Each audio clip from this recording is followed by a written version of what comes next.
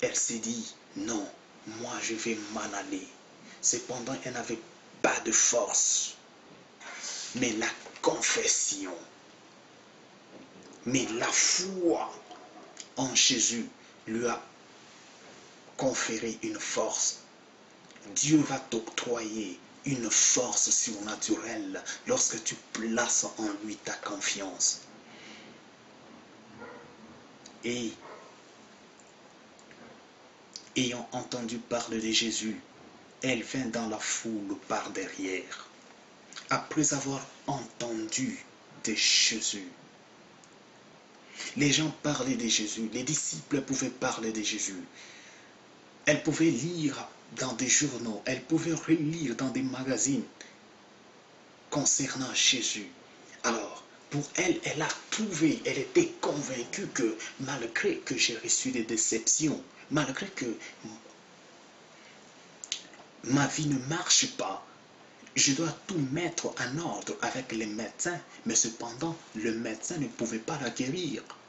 Elle a pris les fermes résolutions d'aller vers Jésus, puisqu'elle avait entendu parler de Jésus, que Jésus c'est l'agneau qui ôte le péché du monde. Elle a entendu que Jésus c'est la pierre de l'angle, Jésus c'est l'étoile brillante du matin. Elle a entendu parler de Jésus, que Jésus c'est le lion de la tribu de Juda. Elle a entendu parler de Jésus, que Jésus-Christ, il est le sauveur et il est celui qui donne la vie pour l'éternité. Non seulement il donne la vie pour l'éternité, mais c'est une vie en abondance.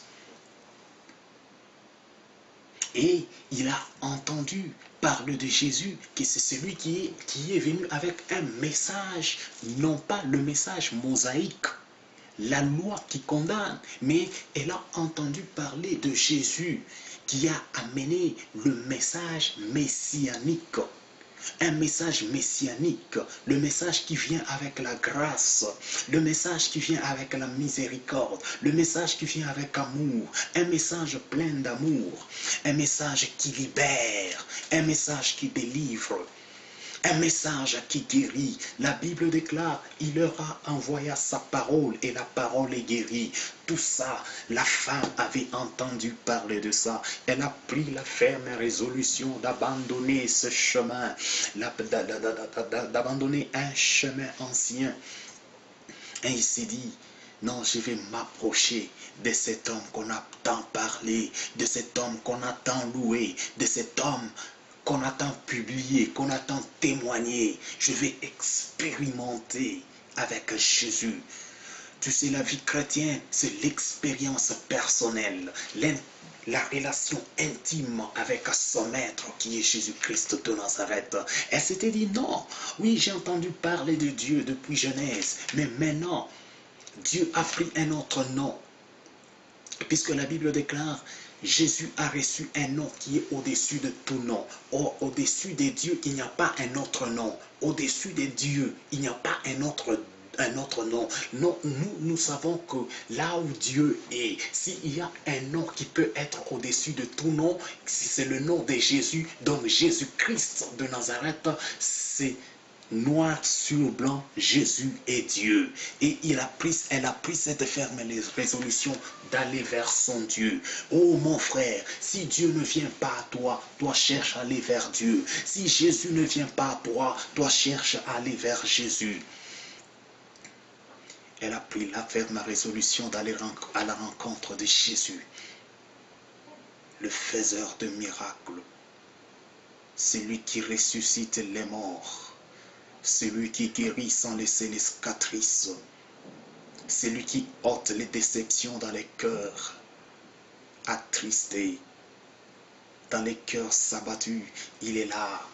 Oh, dans les cœurs brisés, il donne la solution. La femme avait un cœur brisé. Elle s'était dit, non, je vais aller à la rencontre de cet homme. Les hommes de ce monde m'ont déçu. L'amitié terrestre m'a déçu. L'amitié charnelle m'a déçu. Les médecins m'ont déçu. Elle a dépensé sa richesse, son argent. Mais auprès de Jésus, elle a entendu parler de Jésus. comme Ésaïe le dit, non, venez, même sans argent. Venez puiser à la source, même si vous êtes pauvre matériellement, mais venez simplement puiser à la source. Just come to him the way you are, even though you are poor. You have no financial hurt. You are not rich at all. Financially, you are not rich, but you have just to come to Jesus just the way you are. And you have to go to the source of everything. And the source of everything, the source of life, is Jesus Christ, the Son of the living God. And when this lady took the firm resolution to go toward Jesus Christ, in her thought, in her heart, she was saying, no, if just I touch the border or the edge of her garment, his garment, I'm gonna get healed. She went behind Jesus Christ. The crowd was there. The people were very strong. The people were tall, surrounding Jesus Christ. But she made it. She went to touch Jesus Christ. She went where Jesus was. She didn't shout. She didn't cry out. She didn't call upon Jesus. But her heart was praying. Her heart had that confidence toward Jesus Christ. She put her faith in Jesus Christ, in the word she were listening. She were listening people talking about Jesus Christ. She were hearing about gospel news. Through a disappointment, she said, no, doctors disappointed me. Doctors didn't bring any healing. Doctors didn't bring any solution to my blood issue. But I heard there is one person by the name of Jesus, the Jehovah Rapha. He's gonna heal me.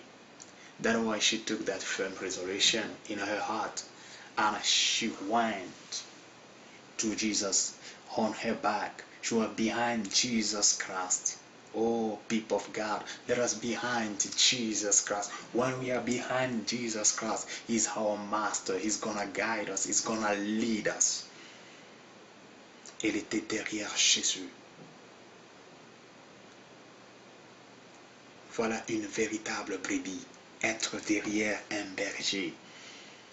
Elle était derrière son vrai berger, le bon berger Jésus-Christ de Nazareth, pour trouver solution à ses problèmes. Ayant entendu parler de Jésus, elle vint dans la foule par derrière. Il y avait une foule, there were a crowd. Mais malgré cette foule-là, la femme a dit, moi je vais toucher Jésus, moi je vais toucher le Seigneur, moi je vais toucher le Maître de l'univers. Si quand même lui ne veut pas, lui ne m'a pas touché, lui ne vient pas à mon secours, mais moi je vais aller à sa rencontre. Si Jésus-Christ ne vient pas dans ta vie, toi viens là où il est, toi va là où il est, et il sait ça. La foi qui triomphe du monde, la puissance qui triomphe du monde, c'est notre foi. Prendre de fermes résolutions en Jésus-Christ de Nazareth. J'ai toujours dit, si Dieu, ou bien si Jésus ne te touche pas, si Jésus ne t'a pas touché, toi cherche à toucher Jésus. Si Dieu ne t'a pas touché, tu crois que Dieu ne t'a pas touché, toi cherche à toucher Dieu. Ils aiment des gens révolutionnés, une foi bouleversante, une foi qui peut bouleverser toute une cité, toute une communauté, toute une culture. Dans la foule, il y avait des géants, il y avait des costauds, il y avait des catcheurs, il y avait des lutteurs, il y avait des voyous. Mais la foi seulement en Jésus, la confiance que la dame a placé en Jésus. Moi, je l'appelle sœur. Cette sœur a placé la confiance en Jésus-Christ. Elle est partie. Elle était partie derrière Jésus-Christ pour manifester l'humilité. Elle était partie vers Jésus. Elle n'a pas crié, elle n'a pas chanté, puisqu'elle était malade, elle perdait le sang. Or, la Bible déclare en Lévitique que l'âme d'une personne se trouve dans son sang. C'est-à-dire, elle perdait son âme, elle perdait la sensation, elle perdait toutes les capacités que l'homme peut posséder. Mais elle était régénérée par la foi en Jésus-Christ de Nazareth. Elle était restaurée par la foi en Jésus-Christ. Quand bien même les gens pouvaient la secouer, quand bien même les gens pouvaient la déconsidérer. Oh bien-aimé, dans ce monde, même à l'hôpital, on ne peut pas te considérer si tu as une perte de sang. Même dans ta famille, tu seras pris au rang d'une chose quelconque qui n'a pas de valeur. Mais qui va t'entretenir? Qui va changer tes linges? Qui va laver tes linges? Tu perds le sang. Elle n'avait plus de valeur, même au sein de sa famille. Dans sa communauté, elle n'avait plus de valeur. Oh, ça fait pitié, bien-aimé. Ta situation fait pitié. Ta situation fait pleurer. Cependant, les gens ne peuvent pas amener ou apporter solution à tes problèmes. Alors cette sœur a pris une ferme résolution. Si les gens m'abandonnent, si mes parents m'abandonnent, oh toi, Jésus ne peut pas m'abandonner. Si les docteurs peuvent me décevoir, Jésus-Christ ne peut pas me décevoir. Si j'ai perdu dans le monde, mais auprès de Jésus, je ne peux pas perdre.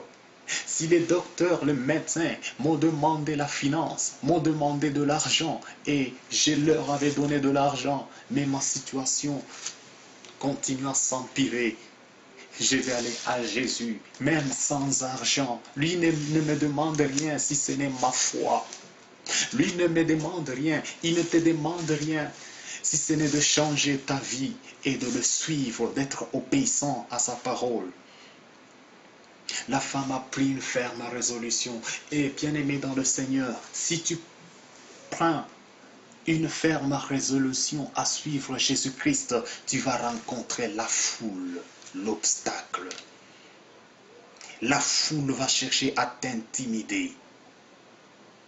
Il y aura des serviteurs de Dieu, il y aura des disciples. Donc, tu peux être intimidé, tu peux te dire, non, Jésus, auprès de Jésus, c'est seulement ceux qui marchent dans la sanctification. C'est seulement ceux qui craignent Dieu, qui ont l'accès dans le cercle de Jésus, dans le champ magnétique de Jésus. Non, bien-aimé, c'est pas ça. Toi, va toucher Jésus. Si tu touches Jésus, c'est-à-dire tu touches la sanctification de Jésus. Si tu touches le bord de ce vêtement, tu touches la crainte de Jésus. Et si tu vas le toucher là, à son trône, là où il règne, il va sentir, il va percevoir cela.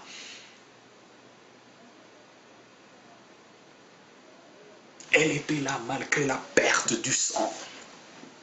Elle venait, la force en Jésus, la force de Jésus a pénétré la femme.